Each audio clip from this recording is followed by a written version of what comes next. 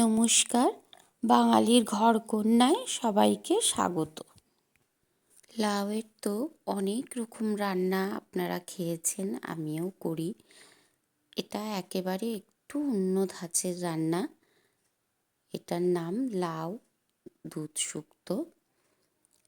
এটা বানানোর জন্য আমি এখানে একটা বড় সাইজের করলা, এখন তো উচ্ছে পাওয়া যায় না, করলাকেই কেটে নিয়েছি। আর আধখানা লাউ নিয়েছি আমাদের পরিবারের জন্য, এটাই যথেষ্ট। এবার এটাকে আমি একটা পিলারের সাহায্যে ভালো করে পিল করে নিচ্ছি। আপনারা কারা কারা এই রান্নাটা খেয়েছেন আমাকে জানাবেন। আর এই যে খোসাগুলো, এগুলো কিন্তু একদমই ফেলে দেবো না। এগুলো দিয়ে ভীষণ সুন্দর একটা ভাজা তৈরি হবে, যেটা গরম ভাতে ভীষণ ভালো লাগে। এবার আমি লাউটাকে যতটা সম্ভব কুচি করে কেটে নেব। আমি ছুরি দিয়ে কাটছি, আপনারা গোটা ব্যাপারটাই বটিতেও করতে পারেন।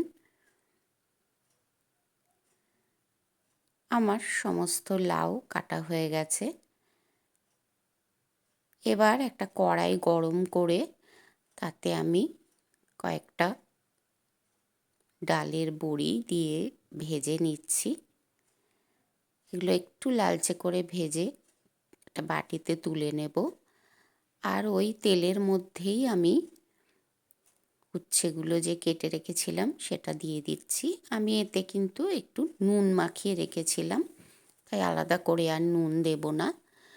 আর একটু ভাজার জন্য আমি এটাকে একটু ঢাকা দিয়ে দেব, যাতে খুব তাড়াতাড়ি বেশ লালচে হয়ে এটা ভাজা হয়ে যায়।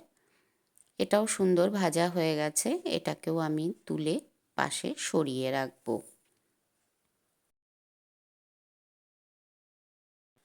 এবার ওই তেলের মধ্যে আমি আরও একটু সর্ষের তেল দিয়ে দিলাম।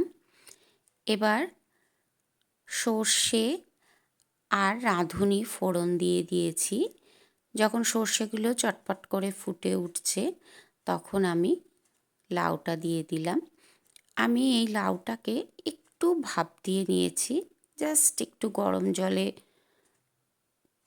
ফুটিয়েও ঠিক না, একটু গরম জলে রেখে নিয়েছি। আপনারা এমনিও করতে পারেন, তবে এমনি করলে প্রচুর জল বেরোয়, যাতে লাউটা রান্না করতে খুব সময় লাগে।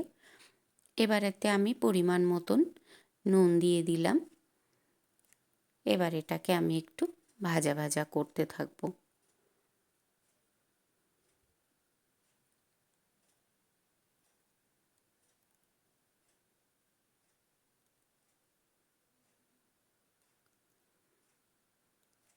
এবার একটু মাঝে মাঝে ঢেকে আর মাঝে মাঝে ঢাকা খুলে আমি এটাকে একটু ভাজা ভাজা করে নেব।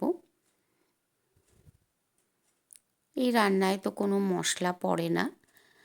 আমি এখানে 1 চামচ আদা বাটা দিয়েছি, কিন্তু সেই সময় ক্যামেরাটা অফ হয়ে যাওয়াতে ওটা আমি দেখাতে পারিনি, আমি দুঃখিত।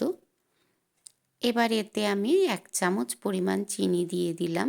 যেহেতু এটা মিষ্টি রান্না, তাই জন্য চিনি না দিলে ভালো লাগবে না। যদি একান্তই চিনি দিতে না চান তাহলে দেবেন না। এবার আমি 1 কাপ পরিমাণ দুধ আর ভেজে রাখা বড়ি আর উচ্ছেটা দিয়ে দিলাম, আর দিয়ে দিলাম আরও 1 কাপ জল। এবার এটাকে আমি ঢাকা দিয়ে ভালো করে ফুটিয়ে নেব, আর উচ্ছে লাউ সব কিছু ভালো সেদ্ধ হয়ে যাওয়া পর্যন্ত এটাকে রান্না করব। আমার এই রান্নাটা আপনাদের কেমন লাগলো আমাকে কমেন্ট করে জানাবেন। আর এই সময় একটুখানি চেখে নেবেন নুন মিষ্টিটা ঠিক আছে কি না। আর যারা আমার এই চ্যানেলে নতুন, তারা চ্যানেলটা সাবস্ক্রাইব করে আমার পাশে থাকবেন।